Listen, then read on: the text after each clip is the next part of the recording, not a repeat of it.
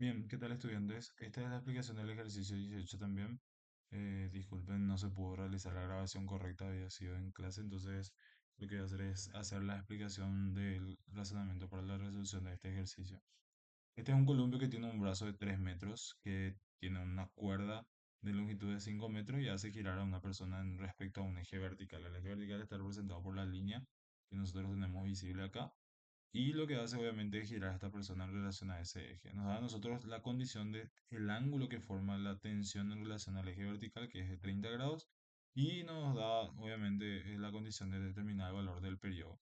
Pide saber también si el ángulo que nosotros tenemos depende del valor del peso y obviamente no, o si no depende de ese valor, poder demostrar el por qué. Entonces, ¿cuáles son las condiciones del ejercicio? Al girar el cuerpo en un eje vertical, nosotros tenemos entonces que el radio que se va a formar o la circunferencia que se va a formar es una circunferencia horizontal. Entonces, el radio es un parámetro que nosotros tenemos que determinar en nuestro gráfico y obviamente a partir de eso poder determinar también los demás parámetros como la aceleración centrípeta, la velocidad angular, la frecuencia, etcétera. Pero vamos a enfocarnos primero en lo que es el DSL del cuerpo que nosotros estamos analizando. La persona la vamos a considerar como una partícula. Entonces nosotros tenemos para esa partícula el valor del peso, que es nuestra fuerza actuante, que estaría ubicado en este caso en dirección vertical desde su posición dada. Y tenemos la tensión, que en este caso es un valor de fuerza actuando de manera oblicua. Entonces nosotros tenemos acá el valor de la tensión. Voy a cambiar de color porque no me gusta el color verde. Que sería en este caso esta tensión. Esa tensión coincide con la dirección que muestra en el gráfico del cable que nosotros tenemos. Esa tensión va a formar un ángulo de 40 grados con respecto, perdón, 30 grados con respecto a la vertical, que está dado también por este ángulo que está acá. Y tenemos entonces que nuestra gráfica del diagrama de cuerpo libre tenemos el peso del cuerpo, la tensión oblicua y la aceleración centrípeta, que tiene que apuntar en dirección al centro de la circunferencia, que se encuentra en el eje de la barra. Al hacer la sumatoria de fuerza en X tenemos que proyectar la fuerza de tensión en relación a los ejes, donde tenemos en este caso la tensión vertical y horizontal. Y tenemos entonces que la tensión vertical va a ser en este caso tensión por coseno de 30 o por seno de 60. Y la tensión horizontal va a ser la tensión por seno de 30 o tensión por coseno de 60. La explicación del por qué puede ser uno u otro caso es justamente el análisis que se realizó en clase, en el cual nosotros, cuando tenemos una fuerza y el valor del ángulo que nosotros conocemos es el ángulo horizontal. Entonces, para determinar los catetos en este triángulo rectángulo, tenemos que considerar el cateto opuesto y el cateto adyacente. Cuando el cateto opuesto es el valor del eje vertical, es decir, tenemos ángulo horizontal, entonces el cateto opuesto es f por seno del ángulo, que es esta expresión que nosotros tenemos acá. Ahora bien, si el ángulo es horizontal, el cateto opuesto, perdón, el cateto adyacente es la componente horizontal, que es fx. Entonces, la expresión o la fórmula trigonométrica que utilizamos en este caso va a ser f por coseno del ángulo.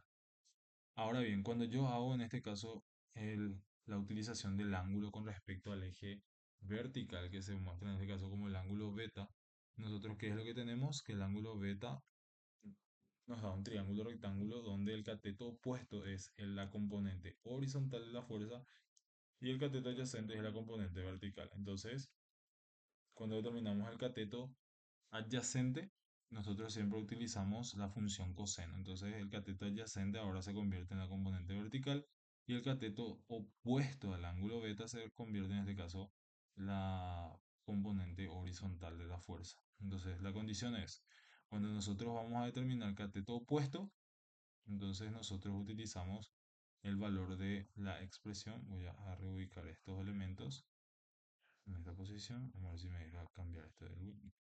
Entonces, lo que nosotros vamos a tener va a ser que, a ver si puedo utilizar en este caso este pincel. Voy a cambiar esto de lugar. Y tengo que, cuando yo quiero determinar un cateto opuesto o cateto adyacente, utilizo la expresión de la hipotenusa, que es A de mi triángulo rectángulo, por el coseno del ángulo. Y si yo voy a determinar en este caso el cateto, eh, sería en este caso el cateto opuesto, voy a determinar C, que va a ser la hipotenusa por seno del ángulo. Entonces lo que tenemos que identificar siempre es si la componente de la fuerza que estamos determinando es el cateto adyacente o el cateto opuesto. En este caso, mi razonamiento es, si el ángulo es horizontal, mi cateto adyacente es Fx, mi cateto opuesto es Fy. Si el ángulo es vertical, medido con el eje vertical, mi cateto opuesto es el cateto Fx o la componente Fx y mi cateto adyacente es Fy. Entonces, como ven acá, se cumple el razonamiento de estas expresiones del triángulo rectángulo, donde el cateto adyacente siempre es el coseno del ángulo, Fx acá, Fy acá, y cateto opuesto siempre es la hipotenusa por el seno del ángulo. Entonces, ¿qué es lo que nosotros tenemos que tener en cuenta? Que en este caso la función nos da a nosotros, ya sea si utilizo el ángulo de 30 o el ángulo de 60. Yo lo que hice fue hacer la sumatoria de fuerza en I, donde la sumatoria de fuerza en I tiene que ser igual a masa por aceleración centrípeta. Entonces, la masa por aceleración tiene signo negativo porque va hacia la izquierda según mi gráfico, y la tensión en X, que es la única componente que aparece en el eje horizontal de todas las fuerzas actuantes, también tiene signo negativo. Entonces, en este caso, la sumatoria de fuerza en el eje Y, eh, perdón, la sumatoria de fuerza en el eje X se considera igual a la masa por aceleración centrípeta. Tenemos entonces que menos Tnx igual a menos masa por aceleración centrípeta, lo que hago es multiplicar por menos 1 para cambiarle de signo a todos los términos de ambos miembros. Entonces tengo Tnx igual a masa por aceleración centrípeta. Mi ecuación sería entonces la tensión por coseno de 60 igual a masa por aceleración centrípeta. Yo no tengo la aceleración centrípeta, tampoco tengo la tensión, sí tengo el valor de la masa, pero entonces obviamente tengo que determinar o la aceleración centrípeta o la tensión. Obviamente lo que voy a hacer es utilizar la segunda ecuación donde tengo la sumatoria de fuerza en I de este diagrama de cuerpo libre. En el eje vertical aparece la tensión en I, el peso, donde la tensión en I es tensión por seno de 60. Recuerden, yo estoy utilizando las componentes considerando el ángulo medido con respecto al horizontal, entonces cateto opuesto es tensión por seno, cateto adyacente, que es Tx, es tensión por coseno. Y al hacer eso tengo entonces que la tensión en I es positiva, la fuerza peso es negativa, la fuerza peso es mg, entonces eso igual a cero. Lo que hago es pasar el peso al otro miembro, se convierte en un valor positivo y entonces la tensión por seno del ángulo es igual a mg, donde la tensión va a ser entonces el valor de m por g sobre seno del ángulo. Yo conozco el valor de la tensión y esa tensión puedo llevar a la ecuación 1, que es esta expresión t por coseno de 60 igual a masa por aceleración centrípeta. Entonces en este caso la tensión va a ser en este caso reemplazado con este valor que es mg sobre seno de 60. Reemplazo, me queda entonces mg sobre seno de 60 multiplicado por coseno de 60 igual a m por aceleración centrípeta. Lo que yo hice fue utilizar la masa que está multiplicando la aceleración centrípeta pasando a dividir en el primer miembro. Entonces tengo que la masa que está multiplicando a la gravedad, que venía de la expresión de peso, se termina simplificando y queda entonces la expresión final de la aceleración centrípeta, que es gravedad por coseno de 60 sobre seno de 60.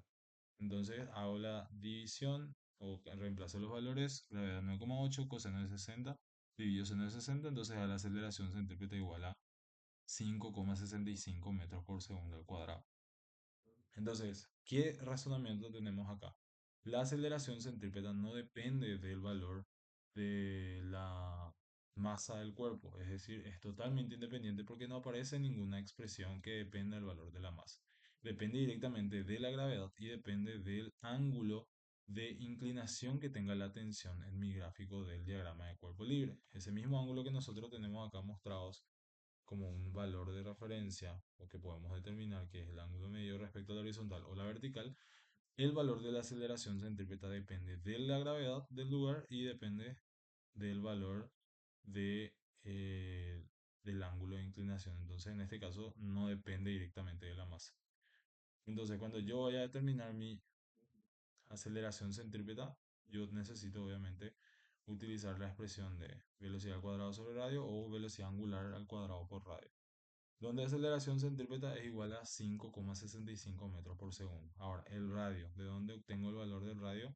me enfoco en el gráfico ya que a mí no me indica eso como un valor numérico, pero yo puedo obtener a partir de trigonometría, que sería en este caso utilizar el triángulo rectángulo que se forma acá.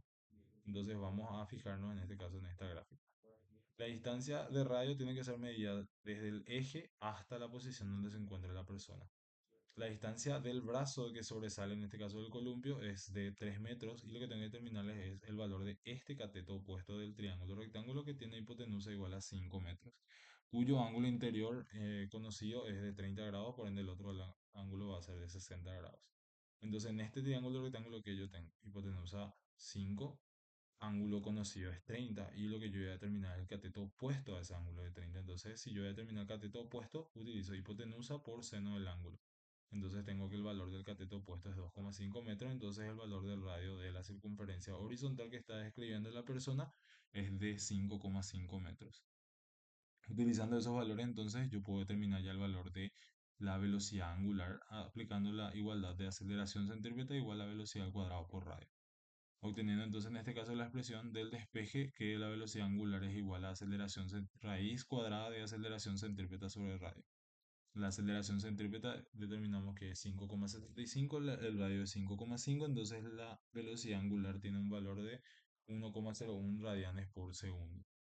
Y utilizando las expresiones de la ecuación de dinámica circular, o sea, de cinemática circular, sería velocidad angular igual a 2pi por frecuencia. Entonces la frecuencia va a ser la velocidad angular dividido 2pi.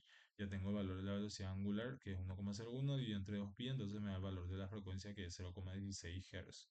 Y el periodo va a ser igual en este caso a la expresión de 1 sobre frecuencia, que sale de la condición de que la frecuencia es 1 sobre periodo, entonces t es igual a 1 sobre frecuencia, dando como resultado 1 sobre 16 igual a 6,25 segundos, que es el valor que nos pide el ítem A del ejercicio. Entonces, el periodo de rotación del cable sería en este caso un valor de 6,25 metros por segundo. Y pide saber si en este caso el ángulo depende del peso y no.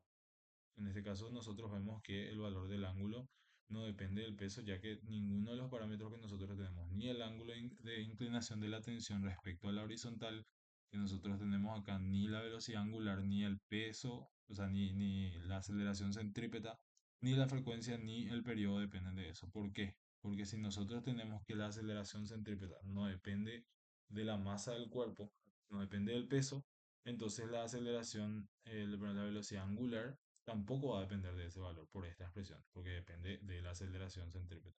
Si la velocidad angular no depende del peso o la masa, entonces la frecuencia tampoco va a depender por esta expresión que nosotros determinamos, donde la frecuencia es velocidad angular al cuadrado, velocidad angular sobre 2pi, y si la frecuencia no depende del peso o la masa, entonces el periodo tampoco depende de ese valor. Entonces todos los valores son para nosotros.